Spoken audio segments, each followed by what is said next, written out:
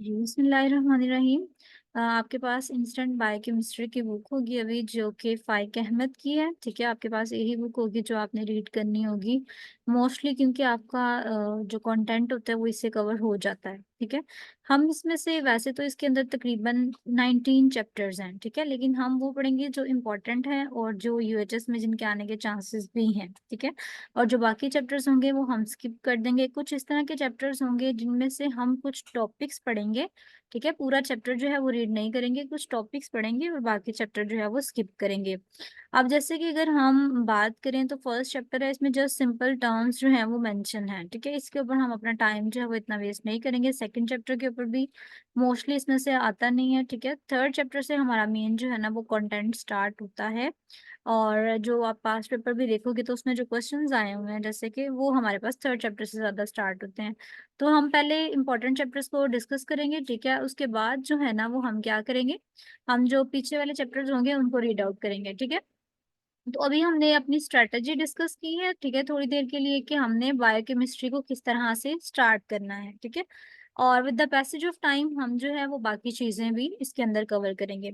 तो मैंने आपको बताया कि हम चैप्टर 3 यानी कार्बोहाइड्रेट्स वाला जो है वो स्टार्ट करते हैं आज, और फिर इसके साथ-साथ जो है वो हम इस चैप्टर को पहले कवर करेंगे। देन इसके बाद जो मोस्ट इम्पोर्टेंट चैप्टर है उसको कवर करेंगे। पहले इम्पोर्टेंट चैप्टर्स को कवर करेंगे, देन आपका कंटेंट कवर करेंगे, और फिर उसके बाद टाइम मिलेगा तो हम जो है वो अपनी रिमेनिंग जो कह लो चैप्टर्स हमारी बुक के अंदर मेंशन है लेकिन यूएचएस ने इतनी इम्पोर्टेंस नहीं दी उनको, ठीक है? फिर हम उन चैप्टर्स को डिस्कस करेंगे। तो हमारे पास सबसे पहले कार्बोहाइड्रेट्स का हम चैप्टर स्टार्ट करते हैं। कार्बोहाइड्रेट की टर्म जो है वो बेसिकली इसमें 2 चीज़ें हैं, ठीक है? अगर आप इसकी एटामोलॉजी को डिस्कस करते हैं, अपने पास अपनी बुक को ओपन करनी है आपने, ठीक है? और उसके ऊपर जो है वो पेन से मार्क करते जाना है और नोट्स जो हैं वो अपने पास ऊपर ही बनाते जाने हैं। कार्बोहाइड्रेट में देखिए 2 वर्ड्स हैं, एक है कार्बो, एक है हाइड्रेट, ठीक है? कार्बो का मतलब क्या है? कार्बन, हाइड्रेट का मतलब है वाटर, यानी हाइड्रो से वर्ड जो है वो डिराइव किया गया है, जिसका मतलब हाइड्रोक्सिल ग्रुप भी हो सकता है या हाइड्रा यानी वाटर भी हो सकता है। अब देखिए जब भी आप कार्बोहाइड्रेट का फॉर्मूला लिखेंगे तो आपको ऑटोमेटिकली आपके माइंड में आएगा कार्बोहाइड्रेट स्टैंड्स फॉर कार्बन, ठीक है? और HO stands for hydroxyl group, ठीक है? कार्बन, हाइड्रोजन और ऑक्सीजन, ये 3 चीज़ों से मिलके हमारे पास कार्बोहाइड्रेट जो है वो बना हुआ है। इसका दूसरा नाम आपके पास सैकेराइड भी है, यानी कार्बोहाइड्रेट को हम सैकेराइड भी कहते हैं। सैकेराइड बेसिकली शुगर को कहते हैं, ठीक है?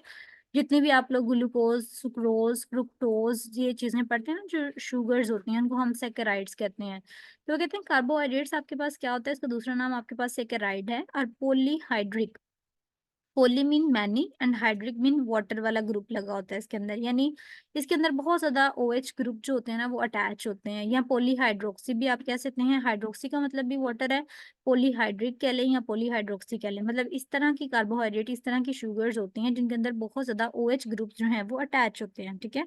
Alcohol OH with potentially active carbonyl group, carbonyl group क्या होता है? सी डबल बॉन्ड ओ जो होता है उसको हम कार्बोनाइल ग्रुप कहते हैं। अब वो कार्बोनाइल ग्रुप एल्डिहाइड भी हो सकता है और वो कीटो ग्रुप भी हो सकता है। अब देखिए सी डबल बॉन्ड ओ, मैं अगर आपको सिंपल सी एग्जांपल दूँ कि अगर आपके पास ना सी डबल बॉन्ड ओ है, ठीक है? सी डबल बॉन्ड ओ के साथ अगर आपके पास एच अटैच है, ठीक है? हाइड्रोजन अटैच है, तो वो आपके पास हो जाएगा एल्डिहाइड, ठीक है? और अगर आपके पास कार्बोनाइल ग्रुप के साथ कार्बन अटैच है, तो वो आपके पास कीटो ग्रुप हो जाएगी, ठीक है? जैसे मैं आपको यहाँ पे एक पिक्चर दिखाती हूँ, अभी आपने अपनी बुक के साथ बना लेना है। ये देखें, ये आपके पास सी डबल बॉन्ड ओ है, कार्बोनाइल ग्रुप, ठीक है? इसे हम कार्बोनाइल ग्रुप कहते हैं। अब आपकी बुक के अंदर क्या मेंशन है कि कार्बोनाइल ग्रुप के एक तरफ अगर आपके पास एच है, ठीक है? सी डबल बॉन्ड ओ के एक तरफ एच है और दूसरी तरफ बेशक कार्बन लगी है या जो भी लगा है, वो आपके पास होता है एल्डिहाइड ग्रुप, ठीक है? और अगर कार्बोनाइल ग्रुप यानी सी डबल बॉन्ड ओ के दोनों तरफ ये आर आर का मतलब है कि आप यहाँ पे कार्बन लगा सकते हैं, ठीक है? यहाँ पे भी कार्बन लगा सकते हैं, यहाँ पे भी कार्बन लगा सकते हैं। तो जब दोनों तरफ कार्बन होगी तो वो आपके पास कीटोन का फॉर्मूला होगा, और अगर एक तरफ एच होगी, एक तरफ कार्बन होगी तो वो आपके पास एल्डिहाइड का फॉर्मूला होगा, ठीक है? ये बात समझ में आ गई है कि कीटोन और एल्डिहाइड का डिफरेंस क्या होता है? Samina, yes ma'am. आ गई? ठीक है। हाँ, एल्डिहाइड और कीटोन का डिफरेंस आपको पता होना चाहिए, क्योंकि अक्सर ना यहाँ से ही एग्जामिनर पिक करता है एमसीक्यू के एल्डिहाइड कौन सा है और कीटोन कौन सा है, ये आपने पहचानना होता है, ठीक है।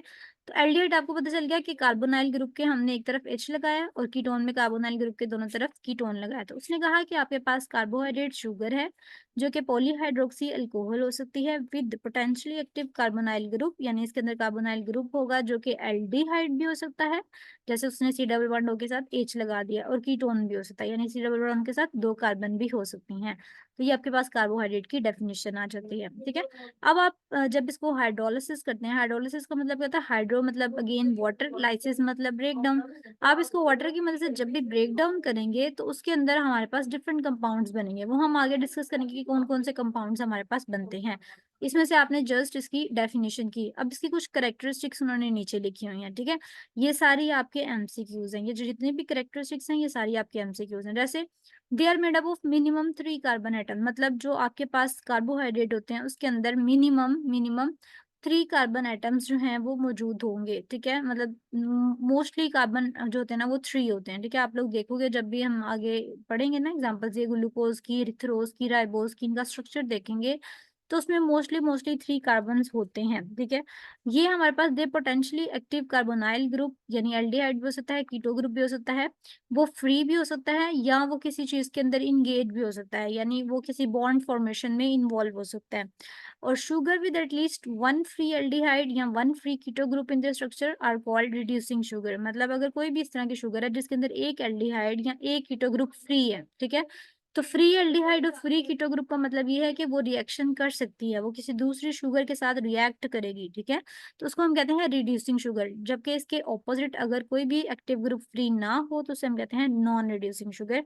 ये आपके पास ना एससीक्यू में आ सकता है, what is the difference between the reducing sugar and non reducing sugar, ठीक है। ये भी आपने मेंशन करना होता है कि रिड्यूसिंग कौन सी होती है और नॉन रिड्यूसिंग कौन कौन सी होती है, ठीक है। अब उन्होंने कहा है कि रिड्यूसिंग प्रॉपर्टीज का मतलब ये भी होता है कि यहाँ तो वो ऑक्सीजन जो होता है वो ले सकते हैं या हाइड्रोजन दे सकते हैं, ठीक है। रिडक्शन का मतलब हमेशा ये होता है आपने हाइड्रोजन जो है वो दे देना, ठीक है, डोनेट कर देना हाइड्रोजन, ठीक है, और यहाँ आपने ऑक्सीजन को ले लेना है। ये होती है रिड्यूसिंग एक्टिविटी। इस ये किस तरह से आपको शो हो सकती है, या तो कलर चेंज हो जाएगा सोल्यूशन का, या कोई इस तरह की प्रॉपर्टी अपीयर होगी जिससे आपको पता चलेगा कि ये शुगर रिड्यूसिंग शुगर है, ठीक है। तो आपको अगर पेपर में आता है एमसीक्यू, अभी हमने दो दो तरह के एससीक्यू पढ़ लिए हैं, एक आपके पास डिफाइंड कार्बोहाइड्रेट का एससीक्यू गुजर गया है, दूसरा आपके पास difference between reducing and non reducing sugar, ठीक है। और रिड्यूसिंग नॉन रिड्यूसिंग शुगर के साथ अगर आप ये एक्स्ट्रा इन्फॉर्मेशन ऐड करते हैं तो इसके भी आपके पास मैक्सिमम मार्क्स होते हैं, ठीक है।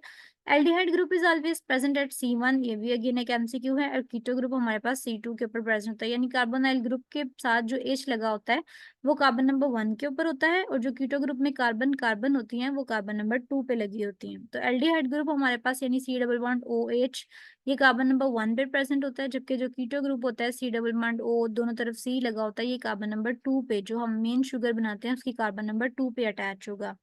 ग्लाइकोसिडिक लिंकेज क्या होता है, ये क्वेश्चन भी आता है और कभी कभी एमसीक्यू भी आता है, कि बॉन्ड होता है जो कि जब दो शुगर्स आपस में मिलती हैं तो उनके दरमियान एक बॉन्ड बनता है, उसको हम कहते हैं ग्लाइकोसिडिक रेजिड्यू या ग्लाइकोसिडिक बॉन्ड, ठीक है।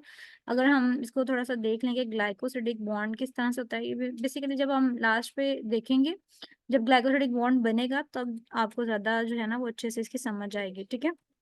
लेकिन फिर भी ग्लाइकोसिडिक बॉन्ड को एक नज़र मैं आपको दिखा देती हूँ, ग्लाइकोसिडिक बॉन्ड किस तरह से बनता है। दो शुगर्स होती हैं वो आपस में मिलती हैं और उनकी मिलने की वजह से बॉन्ड बनता है जिसको हम कहते हैं ग्लाइकोसिडिक बॉन्ड। जैसे ये आपके पास ग्लूकोज और ग्लैक्टोज है, ठीक है। ये ग्लूकोज है, ये ग्लैक्टोज है, इन दोनों ने आपस में रिएक्ट किया, ठीक है, और ये ओ के थ्रू जो है ना वो आपस में अटैच हो गई, ठीक है। ये आपके साथ ग्लाइकोसिडिक बॉन्ड है। इसके अलावा ये देखिए, अगर हम यहाँ पे देखें ग्लाइकोसिडिक लिंकेज बनाई है उन्होंने, ये दो शुगर्स हैं, ठीक है, आपस में ओ के थ्रू अटैच होंगी, ये ग्लाइकोसिडिक लिंकेज होती है। किस तरह से बनती है इसकी फुल डिटेल जो है वो आपकी बुक में भी है, और फर्दर जो है ना वो इसको डिस्कस किया जाएगा। अभी आपने कार्बोहाइड्रेट पढ़ लिया, उसकी रिड्यूसिंग नॉन रिड्यूसिंग शुगर क्या होती है, उसकी प्रॉपर्टीज जो हैं वो फिनिश कर ली, ठीक है। उसके बाद आपके पास कार्बोहाइड्रेट की क्लासिफिकेशन आ जाती है, कार्बोहाइड्रेट को क्लासीफाई किस बेस पे किया जाता है, ठीक है। कार्बोहाइड्रेट को सबसे पहले क्लासीफाई जो आपकी बुक के अकॉर्डिंग अगर देखा जाए, वैसे तो कार्बोहाइड्रेट की बहुत ज़्यादा क्लासिफिकेशन है, लेकिन आपकी बुक के अकॉर्डिंग अगर देखा जाए तो कार्बोहाइड्रेट को उन्होंने नंबर ऑफ शुगर्स की बेस पर डिवाइड किया है।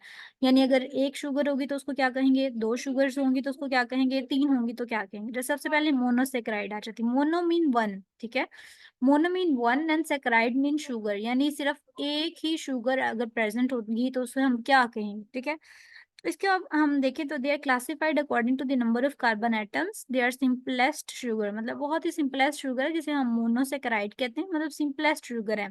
इनको हम ब्रोकन डाउन नहीं कर सकते क्योंकि ऑलरेडी एक ही शुगर है बस, ठीक है, उसको आप फर्दर नहीं तोड़ सकते। यहाँ तो दो तीन है तो उनको एक दरमियान से आप डिवाइड कर देते हैं तो वो दो अलग-अलग हो जाते हैं। ये मोनो है, एक है, इसको डिवाइड नहीं कर सकते।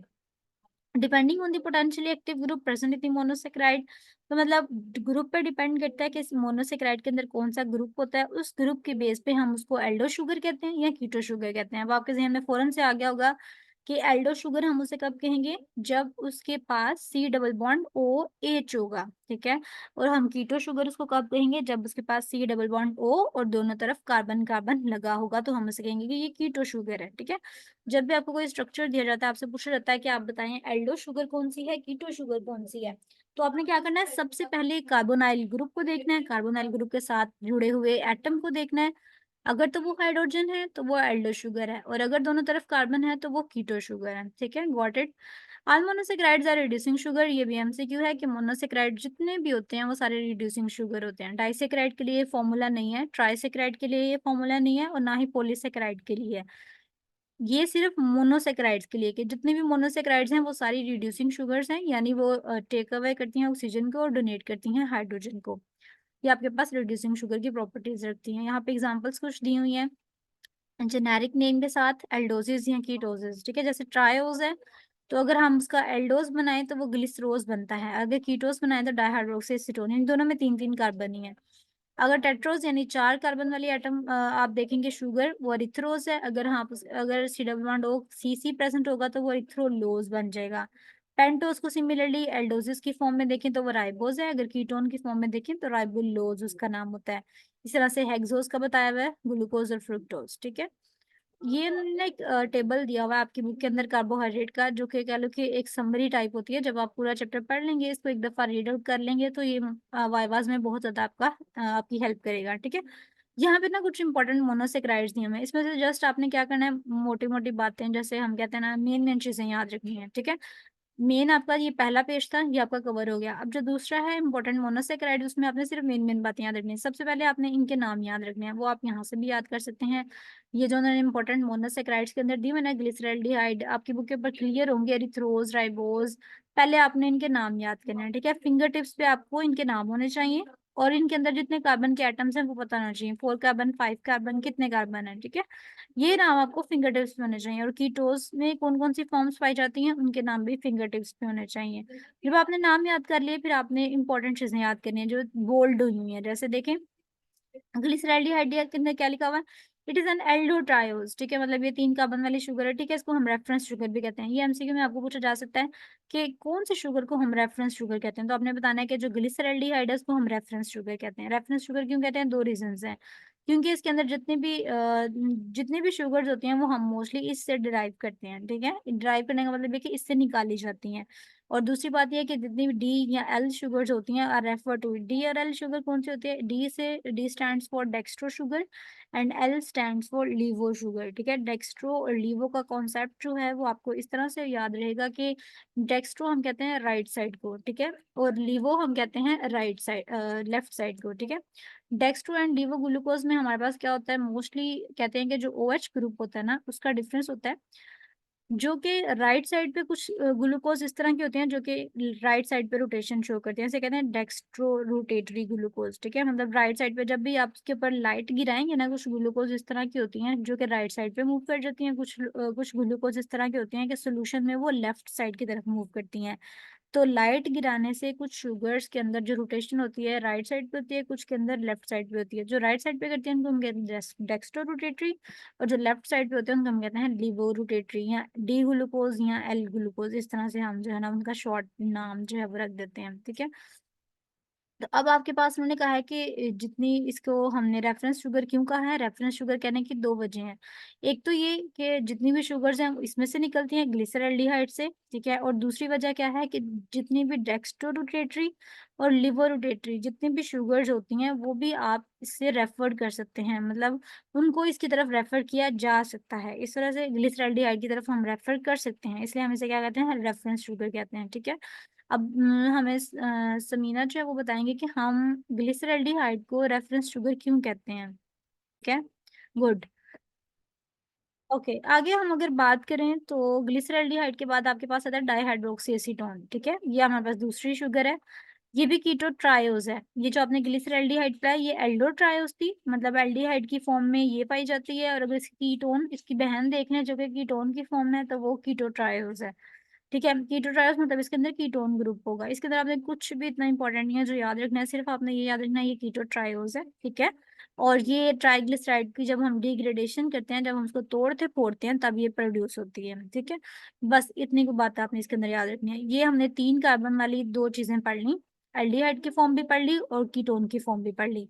नेक्स्ट आपके पास अब आते हैं 4 कार्बन वाली, ठीक है? 4 कार्बन वाले में भी हमारे पास 2 फॉर्म्स हैं, एक एरिथ्रोज है जो कि एल्डिहाइड की फॉर्म है और एक आपके पास यहाँ पे राइबोलोज राइबोज मिलेगी जो कि कह लो कि कीटोन की फॉर्म में, ठीक है? अब देखिए सबसे पहले एरिथ्रोज में क्या है, इट इज एन एल्डोटेट्रोज, ठीक है? जो ये एल्डिहाइड की फॉर्म में और टेट्रा शुगर है, यानी 4 कार्बन है इसके अंदर।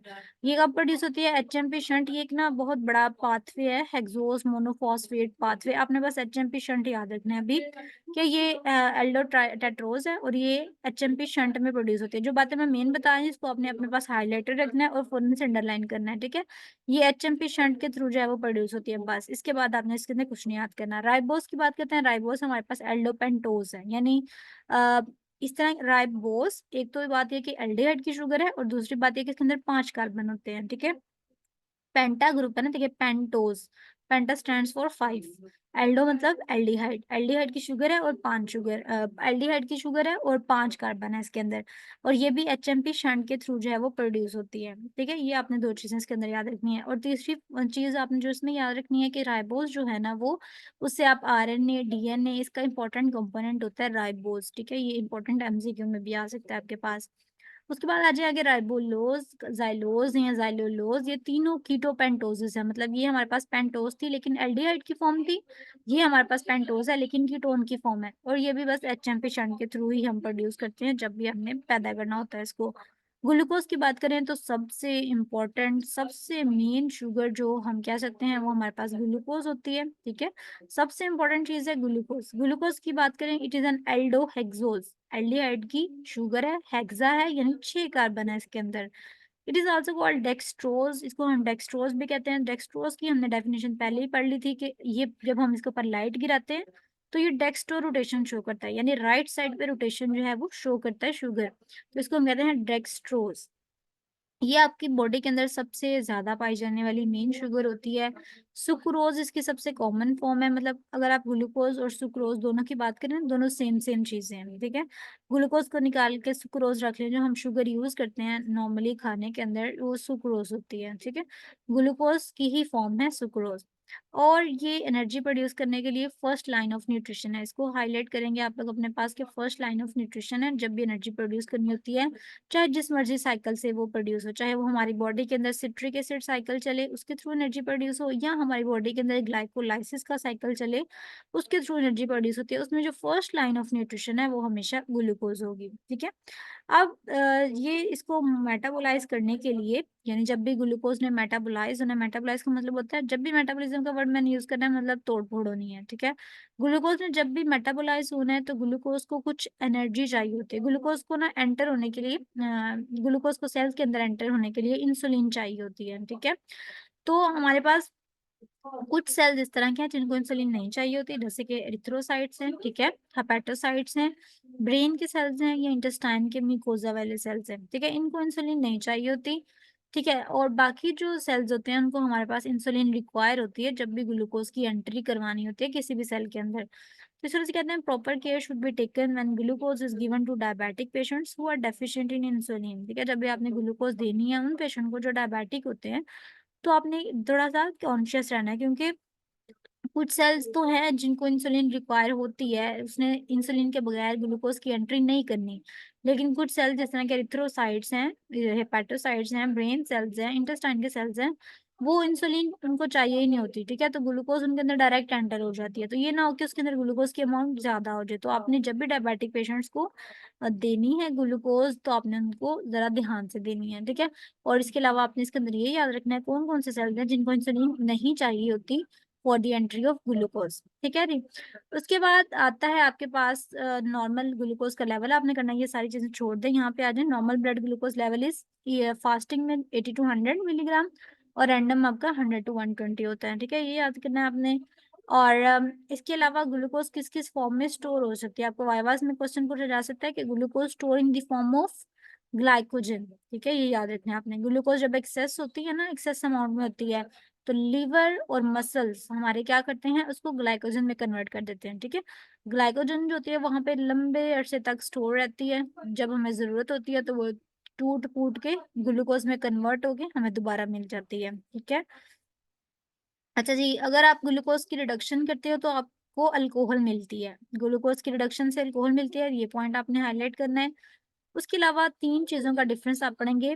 What is the difference between, यहाँ पे क्वेश्चन भी आप लिख सकते हैं, what is the difference between gluconic acid, glucuronic acid और ग्लूकैरिक एसिड, ठीक है। ये तीन सिमिलर टाइप के जो है ना वो कह लो कि आते हैं। इनके दरमियान डिफरेंस आता है कि डिफरेंस तो आपने बताना है ग्लूकोनिक एसिड के दरमियान, ग्लूकैरिक एसिड के दरमियान और ग्लूकोरोनिक एसिड के दरमियान, ठीक है। तो इनके दरमियान बेसिकली एलिफेटिक कंपाउंड का थोड़ा सा डिफरेंस होता है। ये मैं आपको दिखा भी दूंगी अभी, और आपको हम डेफिनेशन भी पढ़ लेते हैं। जैसे कि सबसे पहले आपके पास है ग्लूको ग्लूकोनिक एसिड, इसका दूसरा नाम है एल्डोनिक एसिड, ठीक है। इसमें क्या होता है, जो भी कार्बोक्सिल ग्रुप होता है उसकी कार्बन नंबर 6 के ऊपर जो है ना वो ऑक्सीडेशन होती है। सॉरी, इसकी जो है ना वो ऊपर है, कार्बन नंबर 1 पे है। जब भी ऑक्सीडेशन होगी, ऑक्सीडेशन का मतलब क्या होता है, ऑक्सीजन गेन करना है, ठीक है। जब भी ऑक्सीडेशन होगी वो कार्बन नंबर 1 पे होगी, ठीक है। एक तो एल्डिहाइड ग्रुप की होगी और कार्बन नंबर 1 पे होगी। अब जैसे कि अगर हम इसको देख लें एक दफा, थोड़ा सा आप अपने पास स्ट्रक्चर ये वाला जो है ना ड्रा कर सकते हैं, ठीक है। आपके पास अगर बुक के ऊपर शायद स्ट्रक्चर बना हो, अगर काफी बुक्स पे नहीं भी बना होता, ठीक है, तो उसके लिए फिर आप जो है ना वो अपना स्ट्रक्चर ड्रा कर सकते हैं ये वाला ग्लूकोनिक एसिड का। हमने सबसे पहले पढ़ी है कि हमारे पास है ग्लूकोनिक एसिड, ठीक है। ग्लूकोनिक एसिड में हमने क्या पढ़ा कि जो कार्बन की ऑक्सीडेशन होती है वो आपके पास होगी कार्बन नंबर 1 के ऊपर, ठीक है। ऑक्सीडेशन का मतलब हमने पढ़ लिया कि ऑक्सीजन को गेन करना है, ठीक है। ये देखिए यहाँ से ग्लूकोज है और ये ग्लूकोनिक एसिड बनेगा, कार्बन नंबर 1 के ऊपर जो है वो हमारे पास ऑक्सीडेशन होगी। ये स्ट्रक्चर आप ज्यादा अच्छे से जो है वो देख सकते हैं। ये ग्लूकोज था सिंपल, ठीक है। ये हमारे पास सिंपल ग्लूकोज है, और यहाँ पे जो है वो कार्बन नंबर 1 के ऊपर ऑक्सीडेशन हुई, ठीक है। उन्होंने कार्बन के लिए ऑक्सीजन जो है वो गेन किया, हाइड्रोजन को जो है वो थोड़ा लूज किया, तो उसकी वजह से कार्बन नंबर 1 के ऊपर ऑक्सीडेशन हो गई। तो ये जो स्ट्रक्चर बन गया वो हमारे पास नया स्ट्रक्चर जो था वो ग्लूकोनिक एसिड था, ठीक है। स्ट्रक्चर मोस्टली सेम होता है, इतना ज्यादा डिफरेंस नहीं होता, सिर्फ हाइड्रोजन का डिफरेंस एक आया। यहाँ पे सी डबल बॉन्ड ओ है, यहाँ पे सी डबल बॉन्ड ओ के साथ जो है ना वो एक ऑक्सीजन जो है वो गेन कर लिया। देखिए यहाँ पे है ना सी डबल बॉन्ड ओ, और यहाँ पे एच था, ठीक है। कार्बन नंबर 1 है, सी डबल बॉन्ड ओ और एच। यहाँ पे देखिए सी डबल बॉन्ड ओ तो इस तरह से ही रहा है, लेकिन एच के साथ एक ऑक्सीजन ऐड हो गया, मतलब ऑक्सीडेशन हो गई, ऑक्सीजन ऐड हो गया। होप सो आपको इसकी समझ आ गई होगी। ग्लूकोज है उससे ग्लूकोनिक एसिड बन गया, यानी जो ऑक्सीडेशन है, ऑक्सीजन ऐड हुआ है वो कार्बन नंबर 1 पे हुआ है, ठीक है। ये कार्बन नंबर 1 है, इसके अंदर एक ऑक्सीजन यहाँ पे H के साथ ऐड हो जाएगा, ऑक्सीडेशन हो जाएगी, और ये बन जाएगा COH, और एक साइड पे डबल बॉन्ड O वैसे का वैसे रहेगा, ठीक है। इसकी समझ आ गई कि हमारे पास अगर कार्बन नंबर 1 के ऊपर ये स्ट्रक्चर आपने अपने पास ड्रॉ कर लेना है कि ग्लूकोज का सिंपल स्ट्रक्चर ये है, और ग्लूकोनिक एसिड जब बनता है तो इस तरह से बन जाता है, ठीक है। कार्बन नंबर 1 के ऊपर ऑक्सीडेशन होती है एल्डिहाइड ग्रुप के अंदर, तो उसको हम कहते हैं ये आपके पास ग्लूकोनिक एसिड है, ठीक है। और यही चीज उन्होंने यहाँ मेंशन की हुई है, ग्लूकोनिक एसिड, एल्डोनिक एसिड, ऑक्सीडेशन होती है एल्डिहाइड ग्रुप की, कहाँ पे होती है, कार्बन नंबर 1 के ऊपर होती है, ठीक है। ग्लूकोनिक एसिड की आपको होप से समझ आ गई होगी। नेक्स्ट आपके पास आ जाता है ग्लूकोरोनिक एसिड, ठीक है। जिस तरह हमने ग्लूकोनिक एसिड पढ़ा ना, उसी तरह ही आपके पास आता है ग्लूकोरोनिक एसिड। लेकिन सिर्फ डिफरेंस क्या होता है, वहां पे हमने कार्बन नंबर 1 पे पढ़ी थी कि ऑक्सीडेशन जो है वो कार्बन नंबर 1 पे हो रही होती है, यहाँ पे जो ऑक्सीडेशन होती है ग्लूकोरोनिक एसिड में, वो हमारे पास मोस्टली कार्बन नंबर 6 पे होती है, ठीक है। कार्बन नंबर 6 पे अगर आपके पास ऑक्सीडेशन हो रही है तो वो ग्लूकोरोनिक एसिड है। और अगर ऑक्सीडेशन दोनों पे होती है, कार्बन नंबर 1 पे भी होती है, कार्बन नंबर 6 पे भी होती है, तो उसे कहते हैं ग्लूकैरिक एसिड, ठीक है। ये तीनों का जो है ना वो थोड़ा सा डिफरेंस होता है, जो कि आपको माइंड में आपके रहना चाहिए, क्योंकि मोस्टली ये पूछ लेते हैं ग्लूकोनिक एसिड, ग्लूकैरिक एसिड और ग्लूकोरोनिक एसिड का जो है ना वो आपने डिफरेंस बताना है, ठीक है। इनके केमिकल फार्मूलाज मैं आपको लास्ट पे शेयर भी कर दूंगी ग्रुप के अंदर, ताकि आप ना उनको इसके साथ ड्रॉ भी कर लें, ठीक है, इजी होकर रिलैक्स होके। तो अभी हमने ग्लूकोनिक एसिड, ग्लूकोरोनिक एसिड और ग्लूकैरिक एसिड का डिफरेंस पढ़ लिया, ठीक है। तो आप में से अब मुझे वॉलंटरली एक बच्चा बताएगा कि ग्लूकोनिक एसिड, ग्लूकोरोनिक एसिड और ग्लूकैरिक एसिड का डिफरेंस क्या है। ओ एच को हम एल्डिहाइड ग्रुप कहते हैं, ठीक है, ये हमें पहले ही पता है। आगे आ जाए, आपके पास यहाँ पे इन्होंने दोबारा बताया कि ग्लूकोज जो है वो NADPH2 प्रोड्यूस करता है HMP पाथवे के थ्रू, बस एक लाइन याद करनी है। ग्लूकोज NADH2 प्रोड्यूस करता है ग्लाइकोलाइसिस के थ्रू, ठीक है, ये भी हमने पढ़ लिया, बस इसके आगे आपने कुछ नहीं करना, ठीक है, वो जब हम फर्दर साइकिल डिस्कस करेंगे तो आपको याद हो जाएगा। अच्छा, ये एक ना ब्लू बॉक्स बना हुआ है, इसको आपने अंडरलाइन करना है, ये बहुत इंपॉर्टेंट है। ग्लूटाथायोन के बारे में बताया हुआ है कि ग्लूटाथायोन क्या होता है। ग्लूटाथायोन बेसिकली हमारे पास एक ट्राइपेप्टाइड है। ट्राइपेप्टाइड का मतलब होता है 3 तरह की प्रोटीन जिसके अंदर शामिल होती हैं, ठीक है। और ये हमारे आरबीसीज जो होते हैं मोस्टली वो प्रोड्यूस करते हैं, ठीक है, ये ग्लूटाथायोन जो होते हैं। आपने इसमें से जो चीज याद करनी होती है मोस्टली ये होता है, ग्लूटाथायोन जो होता है ये हमारे पास फ्री रेडिकल्स वगैरह जितने भी हमारी बॉडी के अंदर प्रोड्यूस होते हैं ना, उनको न्यूट्रलाइज करता है, ठीक है, उनको कह लो कि डिटॉक्सिफाई करता है, हमारे लिए फायदे की चीज है, हमारे इम्यून सिस्टम को अच्छा करता है, हमारे नर्वस सिस्टम को अच्छा करता है, ठीक है, हमारे सारे सिस्टम इसके जरिए बहुत अच्छे हो जाते हैं, ठीक है। और आपने जो चीज याद करनी है कि ग्लूटाथायोन जो होता है वो रिड्यूस होके एक ग्लूटाथायोन कन्वर्ट हो जाता है जब वो ऑक्सीडाइज फॉर्म में, मतलब इसकी ऑक्सीडेशन भी होती है, इसकी रिडक्शन भी हो सकती है, ठीक है। रिड्यूस होके क्या बनता है, ऑक्सीडाइज होके क्या बनता है, इतने डेप्थ में वो नहीं जाते, लेकिन जस्ट आपको एक आइडिया होना चाहिए कि ग्लूटाथायोन है क्या, ये किस किस काम हमारे आ सकता है, ठीक है, इसकी ऑक्सीडेशन रिडक्शन हो सकती है। इस तरह से आपने इस बॉक्स को टिक करना है, इसको भी आपने जब रीड करेंगे तब रीड करना है।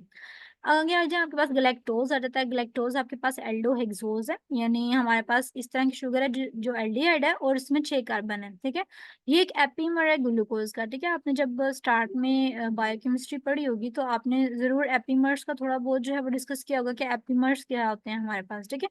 एपीमर्स हमारे पास इस तरह की कह लो कि सेंटर्स होते हैं, जिनको हम कायरल सेंटर्स कहते हैं, जिसमें ऑक्सीजन की कन्फिग्रेशन डिफरेंट होती है। जैसे फॉर एग्जांपल मैं आपको अगर एग्जांपल के थ्रू समझाऊं तो हमारे पास एपीमर्स इस तरह के कंपाउंड होते हैं, जैसे ये देखिए, आपके पास ये alpha glucose, D glucose capital letter में, ये डी गलेक्टोज है, ठीक है। अब आप देखें जो यहाँ पे OH ग्रुप इधर है, ठीक है, और यहाँ पे OH ग्रुप इधर है, तो कार्बोनाइल कार्बन यानी जो कायरल कार्बन इसे कहते हैं, mostly chiral carbon, chiral centre कहते हैं, यानी जो सी है ना, यहाँ पे कार्बन है, यहाँ पे आपको कुछ नजर नहीं ना आ रहा है, यहाँ पे सी है। तो इस तरह का कार्बन जिसके जो ग्रुप्स होते हैं वो आपस में इंटरचेंज हो रहे हैं, मतलब एक तरफ वो OH इधर है, H इधर है, दूसरी तरफ आप जाएंगे तो H इधर, OH इधर, इसे कहते हैं एक दूसरे के एपीमर्स हैं, ठीक है। मतलब सेम सेम स्ट्रक्चर है, बस डिफरेंस क्या है, H इधर आ गया, OH उधर चला गया, इधर OH इधर चला गया, H इधर आ गया, ठीक है।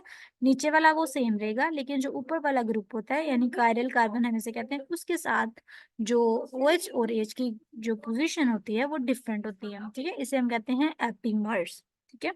तो आपने जो चीज याद रखनी है वो क्या है कि एपीमर है, हम जो इसमें पढ़ रहे हैं बेसिकली कि ये एक एपीमर है ग्लूकोज का, ठीक है। अभी जो मैंने आपको स्ट्रक्चर दिखाया था ना उसमें भी ग्लूकोज और गलेक्टोज ही जो है ना वो बन रहे थे, यानी ग्लूकोज से गलेक्टोज बन रहा था, ठीक है, जो आपने देखा अभी अभी। तो एपीमर ग्लूकोज क्या है, ये ग्लैक्टोज, ये देखिए ग्लूकोज का एपीमर है, ये ग्लैक्टोज है, ठीक है। तो ये याद रखना है कि अगर हमें पूछा जाता है कि जो ग्लैक्टोज है वो क्या है, तो हमने कहना है ये एक एपीमर है ग्लूकोज का। ये मिल्क शुगर है जिसको हम लैक्टोज कहते हैं, उसमें प्रेजेंट होता है, ठीक है। इसके अलावा ब्रेन टिश्यू के अंदर भी डेवलपमेंट में ये रोल प्ले करता है। उसके बाद आपके पास मेनोज आ जाती है। मेनोज भी एक एल्डोहेक्सोज है, एक तो एल्डिहाइड शुगर है और दूसरे नंबर पे 6 कार्बन वाली है, ठीक है। और उसके बाद आपने कहना जी ये ग्लूकोज में कन्वर्ट हो सकती है, ठीक है। और इसकी रिडक्शन के लिए हमें मैनिटोल, रिडक्शन से मैनिटोल बनता है जो कि ऑस्मोटिक डायूरेटिक है। डायूरेटिक मतलब जो हम एडिमा वगैरह में यूज करते हैं, जिसमें वाटर का रिमूवल ज्यादा करवा सकते हैं, ठीक है। लास्ट हमारे पास फ्रुक्टोज आ जाती है, हमारी मोनोसेक्राइड, बिल्कुल लास्ट वाली मोनोसेक्राइड है फ्रुक्टोज, ठीक है। फ्रुक्टोज एक कीटो हेक्सोज है। कीटो हेक्सोज का मतलब क्या है कीटोन ग्रुप है और 6 कार्बन वाली है, ठीक है। इसको हम लेवुलोज भी कहते हैं क्योंकि ये लीवर रोटेशन शो करती है। ग्लूकोज हमने क्या पढ़ा था, ग्लूकोज डेक्स्ट्रो रोटेटरी है, ठीक है। ये डेक्सट्रोज है, यानी डेक्स्ट्रो रोटेशन करती है। और जो आपके पास फ्रुक्टोज है वो लिवोलोज है। लिवोलोज मतलब लीवर रोटेटरी है। ये प्लेन पोलराइज्ड लाइट को लेफ्ट साइड पे रोटेट करवाएगी। ये सबसे sweetest of all the sugar, ये एमसीक्यू है, इसके ऊपर एमसीक्यू लिख लें कि जो sweet taste of all the sugar है वो आपके पास फ्रुक्टोज है, ठीक है। मोस्ट कॉमन सोर्स जो है वो फ्रुक्टोज का, वो हमारे पास सुक्रोज आता है। सुक्रोज हमने आगे भी बात की, टेबल शुगर है, ठीक है। और प्योर हनी जो होता है वो भी हमारे पास फ्रुक्टोज का बना होता है। फ्रुक्टोज को हम ग्लूकोज में कन्वर्ट कर सकते हैं, लेकिन ये काम कौन करता है, हमारा लीवर करता है, ठीक है। और जिस तरह हमने ग्लूकोज के लिए पढ़ा कि ग्लूकोज को सेल के अंदर एंटर होने के लिए इंसुलिन चाहिए होती है, तो फ्रुक्टोज को सेल के अंदर एंटर होने के लिए इंसुलिन नहीं चाहिए होती, ठीक है। तो इस वजह से हम कहते हैं कि जो डायबिटिक पेशेंट होते हैं वो हनी ले सकते हैं स्मॉल अमाउंट में, ठीक है। उनके लिए इतना मतलब मसले वाली बात नहीं है, बिकॉज इसको इंसुलिन चाहिए ही नहीं है। इसके अलावा जो सेमिनल फ्लूइड होता है, ठीक है, जितने भी स्पर्म्स होते हैं उसके अंदर भी फ्रुक्टोज की थोड़ी बहुत अमाउंट पाई जाती है। अब ये चीज़ें है तो मतलब थोड़ी इस तरह की है कि जो एक्स्ट्रा इन्फॉर्मेशन होती है, लेकिन जब एग्जामिनर आपका एमसीक्यू डालेगा तो वो ये नहीं देखेगा कि आपके पास मतलब इम्पोर्टेंट है नहीं है, उसकी नज़र पड़ी तो उसने डाल देनी है, ठीक है। इस तरह से ये चीज़ें भी जो है ना हमने क्या करनी है, साथ साथ इनको कवर करना होता है, ठीक है। तो आपने फ्रुक्टोज का पढ़ लिया। फ्रुक्टोज के बारे में हमने sweetest of all the sugar, सबसे इम्पोर्टेंट एमसीक्यू जो था वो इसमें ये था। अब नेक्स्ट उन्होंने ये कीटो ग्रुप दिखाया हुआ है, सी डबल बॉन्ड ओ है, उसके दोनों तरफ कार्बन कार्बन अटैच है, तो उसको हम कहते हैं कीटो ग्रुप है, ठीक है जी। ये आपकी मोनोसेक्राइड्स का जो टॉपिक था ये हमारे पास कवर हो जाता है। कार्बोहाइड्रेट उसकी क्लासिफिकेशन में सबसे पहले मोनोसेक्राइड्स ये कवर हो जाते हैं, ठीक है। मुझे यहाँ तक बताएं, आपको समझ आ गई है?